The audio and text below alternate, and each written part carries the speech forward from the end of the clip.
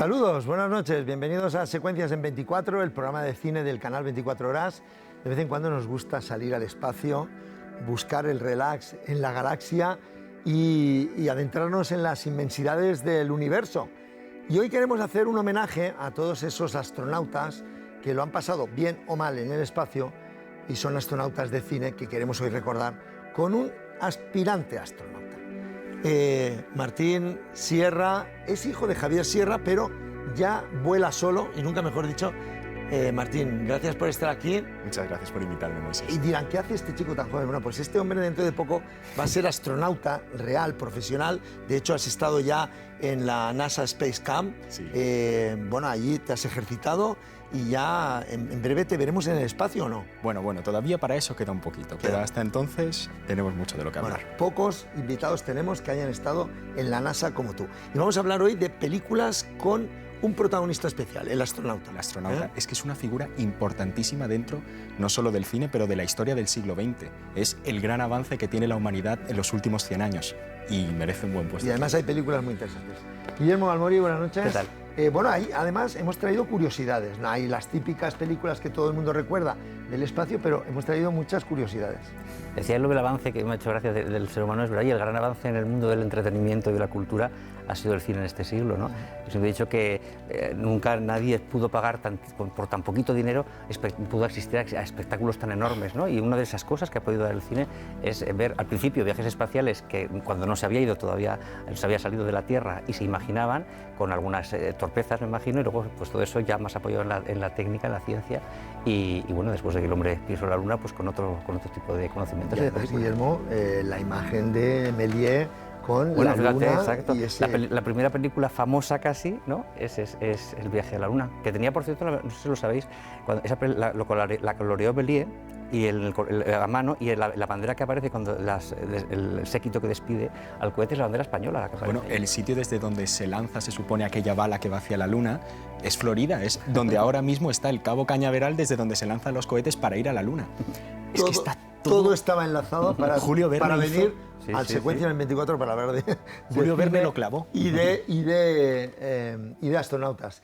David Felipe Arranz. Muy buenas noches. Hoy traemos también algunas películas poco conocidas también, ¿no? Traemos de todo. Y alguna marcianada, valga la redundancia. Como en botica traemos de todo, porque desde comedia a drama espacial y luego investigación científica a nivel de guión, porque hasta el año 69, la llegada del hombre a la Luna, el cine ya estaba trabajando, casi diría antes que la NASA, la fantasía de qué pasa si el hombre pisa la Luna y si llegan los rusos antes. Bueno, pues esta batalla ya estaba en el cine muy presente y muy bien hecha, por cierto.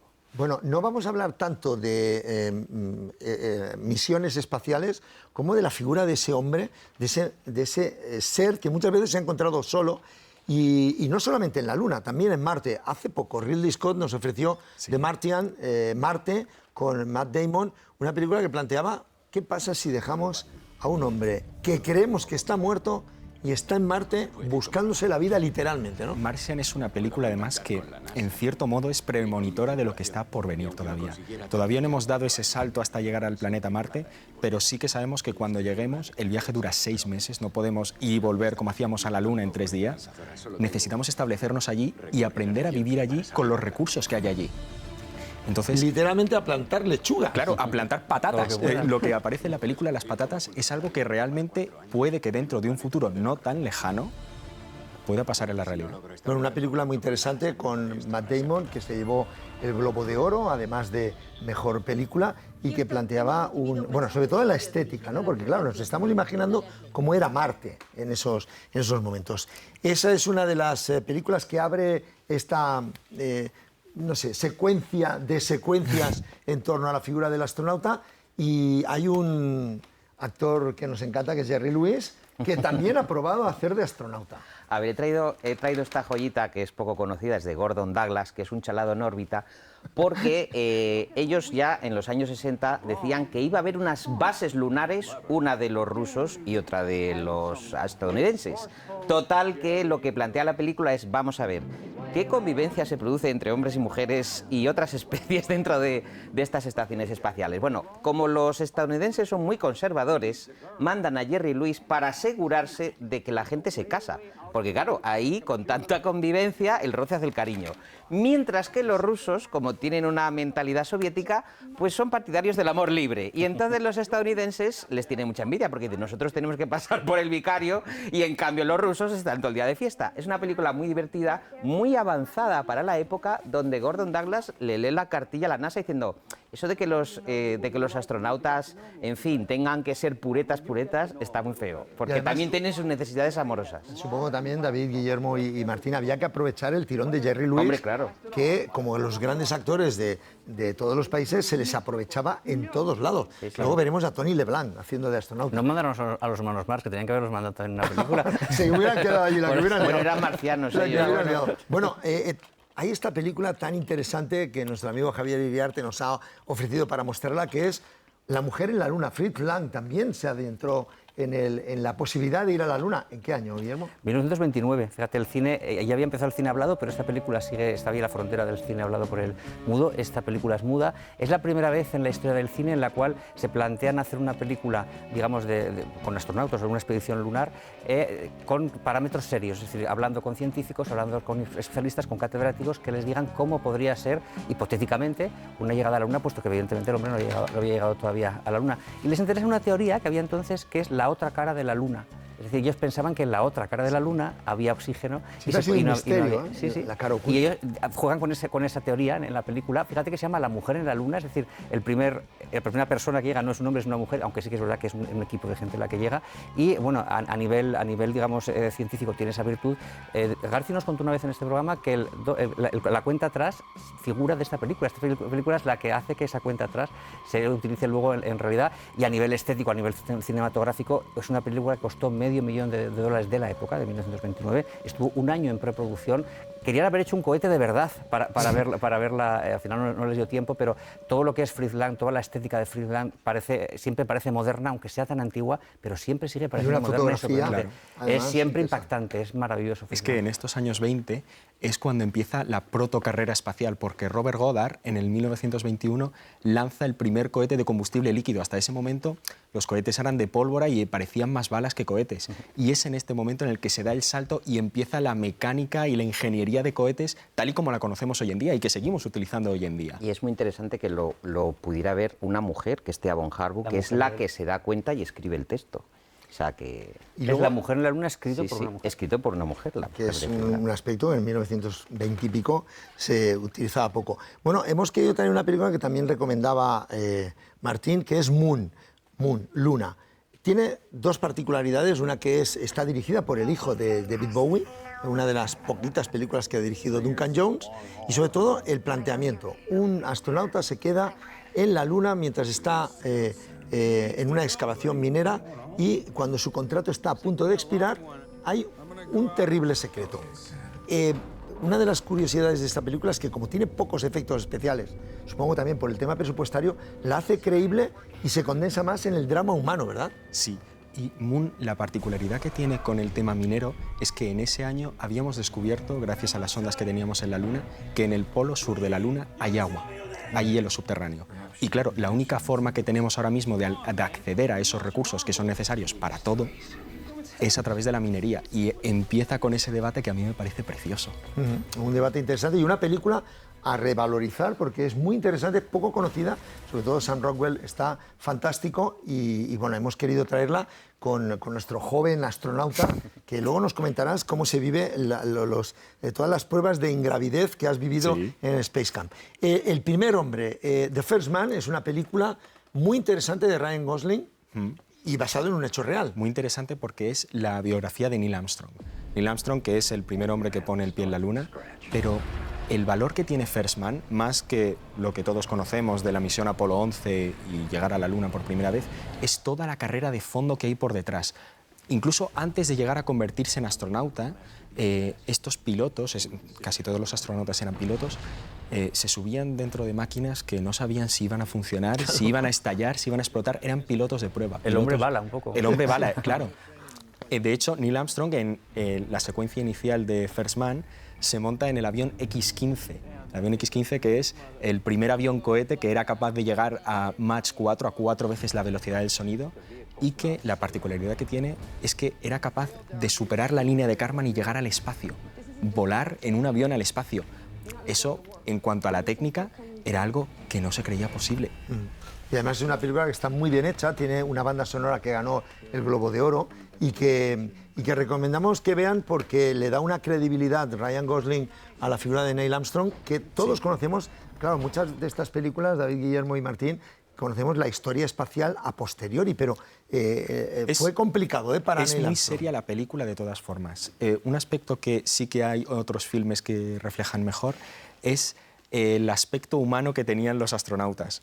Que eran hombres. Claro, hemos hablado de que eran pilotos, les gustaba gastarse bromas entre ellos. El ambiente que había dentro de la NASA, más que como lo refleja la película, era mucho más distendido, era mucho más de un club de amigos, casi todos se conocían de antes de entrar a la NASA, y que de pronto se ven envueltos en el viaje de sus vidas. Bueno, en el viaje de sus vidas y además con la posibilidad de riesgo de muerte.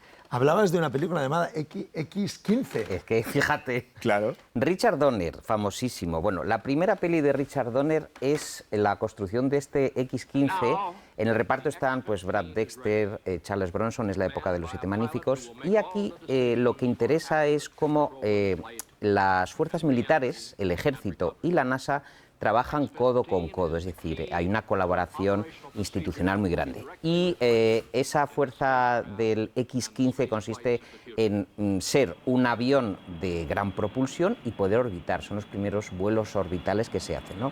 La película es muy documental, quizá al público le aburrió un poco, pero cuenta cómo se construye ese X-15 y cómo estos pilotos, como ha dicho Martín, eran unos inconscientes, porque subirte ahí y decir hasta dónde ibas a subir a la estratosfera era bastante terrorífico. Claro, lo que tenían que hacer siempre era, si tenían una máquina, forzarla al máximo, ver hasta dónde puede llegar, ese límite entre lo que la mente te dice, hazlo, y lo que la máquina te dice, no más. Bueno, y hablar de la carrera espacial es hablar de Estados Unidos y de Rusia. Aquí Guillermo ha traído un peliculón y sobre todo muy desconocido, Viaje Cósmico, 1933.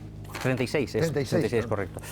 Sí, a ver, como yo sabía que casi todas las películas iban a ser americanas, porque es verdad que son las más famosas, yo quería traer esta rareza de 1936 hecha por los rusos en ese preámbulo de la carrera espacial, en la cual ya en aquella época se estaban preocupando mucho de que la gente joven, como sería tu caso, se aficionasen para que fueran futuros astronautas. Está rodada por el Sindicato de Juventudes Comunistas, esta película, y está apoyada por Stalin. De hecho, el cohete que sale en la película se llama Stalin. Claro. De Stalin, y está hecho, digamos, para, digamos, de alguna manera que llegase a todo el país. De hecho, es una película de 1936 y sigue siendo muda porque dijeron que quería el gobierno que llegase a todos los puntos del país y había cines que no estaban preparados todavía para poder poner películas habladas y esa difusión iba a ser más fácil que fuese muda. También cuentan, por supuesto, con expertos, están muy seriamente ilustrada. Por ejemplo, el hecho de que de la gravedad está hecho por un experto. También el hecho de que cuando regresen a la Tierra tienen que bajar en un paracaídas para que el depósito donde están que eso fue todo ilustrado por científicos. Y viaja la mujer y un niño. Baja un señor mayor, una chica de un niño. Esto era porque querían que todo el estrato de la sociedad rusa, el presente, el futuro y el pasado estuviese en esa nave especial, y juegan también con una cosa muy curiosa, y es que en la película metía cosas también de ciencia ficción, o sea, inventadas, y al gobierno ruso no le hizo gracia esto. Como vio que había demasiada farfolla, demasiado folclore, por así decirlo, demasiado cosa de aventuras, al final renegaron de la película, la tuvieron oculta y hasta 1984 no pudo, digamos, volverse a estrenar porque estaba no prohibida, pero estaba oculta, se descubrió y es una película muy interesante. En 1936 ya está... La familia al espacio. La familia al espacio. La familia al espacio. ¿Por qué es tan buena Interestelar? ¿Por qué nos gusta tanto, aparte de la banda sonora de Hans Zimmer? Interestelar, bueno, es que es el reflejo que tenemos ahora mismo de lo que va a ser el futuro de los viajes espaciales. Pero hay un detalle de Interstellar que es la verosimilitud con la que todo está hecho. Pensad que las simulaciones que tienen de agujeros negros, las recreaciones que hay, no son recreaciones sin más, son simulaciones que hizo el laboratorio de Roger Penrose, que estaba investigando los agujeros negros, de Kip Thorne, perdón, para hacer dos cosas. Primero, simular cómo serían los agujeros negros de verdad y ver cómo funcionan, y luego ponerlos en la película. El agujero negro era tan científicamente preciso que se tardaron aproximadamente 100 horas en renderizar cada fotograma en el motor de física y efectos visuales. 100 horas cada fotograma. Luego se ve el resultado, no solamente la historia, magnífico ahí Matthew McConaughey, sino también lo que plantea. Y tuvo algunas críticas de que el lenguaje era demasiado técnico, pero es lo que lo hace creíble, ¿no? Sí, es una perfecta combinación entre la ciencia y el cine, porque las dos fueron capaces de complementarse la una a la otra, y todo el vocabulario científico y técnico que se utiliza en la película realmente es verdad. Todo lo que se cuenta tiene una labor de investigación esta película brutal y que refleja también en la historia que tiene. Tiene que contar con él para la próxima película porque él sí que domina. La conquista del espacio, ha habido del oeste, pero también la conquista del espacio, otra de las grandes descubrimientos que nos trae Guillermo. Esta es David un Felipe. poco la primera película oficial que habla seriamente con material de la NASA. Estamos viendo, hay una serie de diseños que eran prototipos que estaban encima de la mesa, ¿no? Y en este caso Byron Haskin era uno de los habituales de la casa, habituales de George Pal, el gran productor de los sueños científicos, y inaugura un poco el estilo este que se llama retrofuturista. Ahora lo vemos un poco nosotros con ese aire retro, pero claro, en su momento era la bomba. Y es una serie de películas que de alguna forma documentaron hasta qué punto todo aquello iba en serio. Es decir, todas las simulaciones que hay, los problemas que surgen, la estratosfera, las dificultades que tienen, las estaciones espaciales, cómo podría la gente vivir en ellas. Todo eso, siempre con consultas científicas, está presente en esta estupenda película. Bueno, y también de este director es Robinson Crusoe en el espacio. Esta es buenísima porque bueno, es la novela de Daniel Defoe y es un peliculón. También influye mucho en Marte y en toda la serie de películas ambientadas en Marte que se han hecho en los últimos años. Beben mucho porque la soledad que tiene este Robinson Crusoe en el espacio, que aterriza en Marte, con su particular viernes y los sucesos extraños que le pueden pasar a un tipo que se queda solo en Marte y no sabe qué hacer, con todas las inclemencias que puede traer el planeta a un ser humano, que se ve privado la nave que se ha estropeado, un clásico, que tiene que arreglarla, que lo intenta. Y todo eso está presente en esta maravillosa adaptación, por cierto, que incluye un mono entre la tripulación, porque al mono lo meten a ver qué le pasa también, ¿sabes? Bueno, y luego se experimentó con los Laika, experimentos con animales con los son animales, habituales, meter un animal en la nave. Volvemos a la Luna, con Destino a la Luna, una película que estamos hablando de los años 50. 1950, concretamente. Sí, es un poco complementario a lo que estaba diciendo David. 1950 es esta película, George Pal, es el que la dirige. Yo siempre hacía marionetas y muñequitos estos stop motion y se dedica a hacer esta película. Además, fíjate, se considera que es la primera vez que el cine americano, porque lo que se veía hasta entonces era Flash Gordon, cosas así, o sea, la Luna un poco folclórica, ¿no? Pero es la primera vez que se consulta con expertos, que se mira incluso a nivel gubernamental. Tiene una publicidad gratuita esta película porque se interesa en ello al ver tanto científico y tanta gente, digamos, de verdad interesada en la realización de esta película. Prácticamente es una compañía pequeña la que la produce, pero tiene la publicidad pagada. Aparece en la revista Time, aparece porque, claro, la gente quiere saber cómo de verdad, no cómo se imagina Hollywood que se llega a la Luna, sino cómo de verdad es la Luna. Y entonces lo que hacen es, fíjate, tiene una teoría muy curiosa, y es que la película aboga porque no va a ser el gobierno de los Estados Unidos el que lleve a la Luna al hombre, sino va a ser la empresa privada la que lleve el gobierno. Y entonces ellos lo que hacen es que el gobierno al final va a tener que comprarle a una empresa privada, si quiere estar por delante de Rusia va a tener que negociar con una empresa privada, pagarle, vamos, un dineral para poder estar por delante. Al final, ya te digo que es la película, fue un exitazo de público y tuvo Oscar a los mejores efectos especiales. Creo que además es la primera o de las primeras veces que se dieron los Oscars a los mejores efectos especiales. Y además hay ayudados por Wernher von Braun, que es el padre del programa espacial americano. Todos los diseños que aparecen en estas películas, estos los había patentado von Braun pensando que serían los que luego llevarían al hombre a la Luna, aunque luego cambió por completo. Pero queda muy bien esa esencia de la primera etapa de la carrera espacial. Y plantea algo muy moderno, que es la ronda de financiación privada. Primero le muestras el proyecto y que apoquinen. Y luego que apoquinen. Bueno, ¿y qué pasa si se quedan colgados literalmente, no ya en la nave, en el exterior? Gravity, una de mis preferidas. Alfonso Cuarón consiguió el Oscar por esta película, Sandra Bullock, George Clooney y Ed Harris. Solo 3 protagonistas y el espacio, con una fotografía, con una banda sonora y con una angustia que vives cómo se quedan en el paseo espacial. Recoge muy bien el silencio del espacio. Y es más, es que Gravity, cuando se produjo, no se sabía lo que iba a pasar, pero en noviembre del 21, Rusia hizo una prueba con un misil para destruir un satélite en órbita Y los restos que quedaron en órbita alrededor obligaron a los astronautas realmente de la Estación Espacial Internacional a cancelar todos los paseos espaciales y a meterse en las cápsulas por si acaso había que evacuar la estación. Esto es exactamente lo que pasa en Gravity. Es muy curioso cómo estas películas al final no solo son el reflejo de la realidad, sino que la realidad se refleja en estas películas. Aunque parecían cosas increíbles en muchas de ellas, películas que dices, esto es imposible que vaya a pasar, y pasa. Claro, todas estas cosas pasan. Y la relación entre ellos dos que hay, de colegas tan buenos, ¿verdad? Sí. Bueno, 12 to the moon, 12 al espacio. 12 hombres sin piedad en el espacio, ¿puede ser? Bueno, es una variante muy curiosa, es una película que la produce la Columbia, es una rareza, porque en ese primer equipo que viaja a la Luna, la Columbia lo que dice es, vamos a elegir de todas las regiones del planeta, fíjate, un estadounidense, un británico, un francés, un alemán, un soviético, una japonesa, un brasileño, un turco, una sueca, un israelí y hasta un nigeriano, y los mandan todos, ¿verdad?, a la Luna. ¿Por qué? Bueno, pues está la teoría de las colonias, ¿no? Es un blanco y negro que de alguna forma pierde un poco esa esencia del Technicolor de la época. Claro. Imagino que no tendrían mucho presupuesto, claro.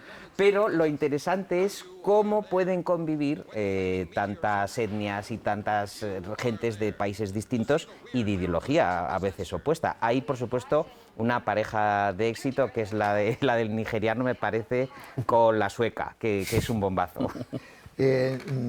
Hablando de tintes nudistas, Nude on the Moon es una curiosidad, una rareza que nos trae Guillermo Almori. Es una fricada absoluta. Una fricada absoluta. Desnuda en el espacio, desnudo en el espacio. Nude on the Moon. Esto es una película de culto hoy en día, serie Z prácticamente. Está hecha por una colonia nudista. Es decir, es una película, en una colonia nudista hacía películas nudistas y entonces esto es, el argumento son unos exploradores del espacio que llegan a un planeta en el cual todos son mujeres desnudas. Ese es lo pueblan mujeres desnudas. Insisto que no está hecha con un fin erótico ni excitante, por así decirlo, sino que ellos eran una colonia, hacían películas en colonias nudistas y dijeron, vamos a meterle un poquito de argumento. Y con el tiempo, o sea, estamos viendo aquí escenas bastante pacatas, pero salen desnudas totalmente para una película de 1961, en la cual el código Hays, pues esto era para circuitos de cines, digamos, casi de barraca, ¿no? Es decir, no tienen una distribución normal, pero para que te hagas una idea, los hombres sí que van vestidos en el planeta, pero las mujeres no, es el machismo de la época. Van en calzoncillo ellos. Bueno, solo falta Jesús Gil ahí. El espacio ha dado muchos argumentos. Por ejemplo, retroceder a la corte del rey Arturo. Un astronauta en la corte del rey Arturo plantea la hipotética posición de, bueno, los campos magnéticos nos han hecho una jugada y nos vamos al pasado. Un astronauta en un transbordador espacial que efectivamente se polarizan ahí unos campos magnéticos y acaba en el medievo inglés. Es una película de la etapa setentera de la Disney, ya está un poco... la Disney estaba perdiendo el rumbo, estaba haciendo experimentos varios, pero es muy divertida porque es una comedia, ¿no? Lo bonito es ver a este actor estadounidense, que es un homenaje a Mark Twain, que es un yankee, ¿te acuerdas? En la corte del rey, ¿no? Entonces esto es como recuperar el clásico de Mark Twain, pero un astronauta que está como un pulpo en un garaje en la corte del rey Arturo con sus armamentos futuristas, manteniendo el orden, claro. Porque, bueno, eso siempre plantea un tipo de comedia muy interesante. Bueno, hay muchas películas, estamos haciendo una selección y las más atrevidas o más raras, pero hay una película española animada, Atrapa la bandera, que en la misma producción de Tadeo Jones, que está súper bien hecha, que arranca con este guiño a Stanley Kubrick, pero que es un peliculón y que además tuvo un éxito maravilloso, ¿verdad? Es un peliculón y también por el mensaje que quiere transmitir. Bueno, la banda sonora es de Diego Navarro, que estuvo aquí hace poco, un amigo. Y lo curioso que tiene es que cuando se produjo esta película no se estaba empezando a plantear el problema de qué cohete vamos a utilizar para volver a la Luna. Y cuando lo hicimos, ahora que estamos empezando con todo el programa Artemis, hay gente que dice, ¿y si volvemos a utilizar los Saturno V que utilizamos para ir a la Luna? Y claro, esta película plantea ese dilema. ¿Podemos utilizar los vehículos que utilizamos en los 60 para ir a la Luna? La tecnología sigue bien, es un vehículo robusto, podría volver, pero ya las cadenas de producción no sirven para fabricar estos vehículos. Volvemos a hablar de cohetes, cohete K1. Bueno, esto impresiona, cohete K1. Fíjate, en el libro que tiene García de películas malas, ¿te acuerdas? En el libro sí que recomienda que no es que sean películas malas, son películas que él cree que habría que revalorizar. Está esta, y a mí me chocó, ¿no? Este cohete K1. Está hecha, fíjate qué curioso, hablábamos antes con Destino a la Luna, esta película que habíamos dicho que era la primera asesorada, que tuvo el Oscar a los mejores efectos especiales, que dio mucho bombo en prensa, habíamos visto que apareció en la revista Life y demás. Y esta pequeña producción dijo, bueno, como estos están tardando mucho en hacer esta película y va a ser la primera seria, vamos a avanzarlos. La ruedan en 15 días y la estrenan antes que esta otra, aprovechando pues todo el rebombo que había tenido, que la gente quería saber, ¿no? Una película seria, evidentemente es mucho más seria, está rodada en blanco y negro, y a esta película le pasa una cosa curiosa que yo, salvo horror, creo que no lo he oído en ninguna otra película, y es que en los años 70, un fan de la película, como se informó de que esta película se hizo con tanta prisa, que había decorados que no se habían podido utilizar, que había planteamientos incluso que el argumento no había podido desarrollar, que había pinturas maravillosas que no se habían utilizado, recuperó todo eso y volvió a rodarlo. Y en los años 70, es decir, del 50 y tantos 70 habían pasado casi 20 años, y lo incorporó, hizo una versión nueva con las cosas, los avances que había habido a nivel, digamos, de todo el conocimiento tecnológico, y con esos decorados que no se habían utilizado, hizo los trajes igual para que actores aparecieran allí. Es decir, ese sí que era un friki, dueño de unos videoclubs, casi como Cerezo. Como el Quentin Tarantino. Un aspirante astronauta, un futuro astronauta que estudia y está becado allí en la NASA. Fly Me to the Moon es una de las últimas películas que has visto, además la viste con tu padre, sí, con Javier Sierra, y que está ambientada en el histórico alunizaje del Apolo 11. Sí, pero tiene ese detallito del que hablábamos en Atrapa la bandera, el homenaje a Kubrick. Esto es otro homenaje a Kubrick. Es qué pasaría si tuviésemos que falsificar el alunizaje en caso de que no saliese bien. Claro, esta teoría de la falsificación del alunizaje está muy extendida por todas partes, pero es algo que realmente está muy bien planteado aquí. Es que al final, por supuesto que sí fuimos a la Luna. Bueno, vamos a decir que si no, nos lo digas cuando estés ahí en la NASA. Claro, menos en saberlo tenemos que ser nosotros. Claro, pero sí que es verdad que hubo gente dentro de los Estados Unidos que intentó ver si podría haber un plan B. Aquí lo llaman el programa Artemis, que es un guiño al programa Artemis que ahora nos va a llevar de nuevo a la Luna. Exacto. Pero, claro, si todo falla, ¿cómo se lo decimos al mundo? Porque ya en el 67 un incendio dentro de la cápsula Apolo había matado a 3 astronautas, uno de ellos famosísimo, el segundo hombre en ir al espacio. ¿Qué hacemos? Pues son propuestas. Un poquito lo del pebetero de las Olimpiadas, ¿no? De la flecha, que sí había caído, no había caído. Por si acaso, ya hemos hablado de muertes, el criminal de la galaxia. Bueno, esto es una fricada italiana. A ver, hemos traído un poco qué pasa con los astronautas italianos, porque no... A ver, a veces en esa selección que Martín sabes que hay un test psicológico y tienen que pasar pruebas, pero claro, algún psicópata siempre se cuela, ¿no?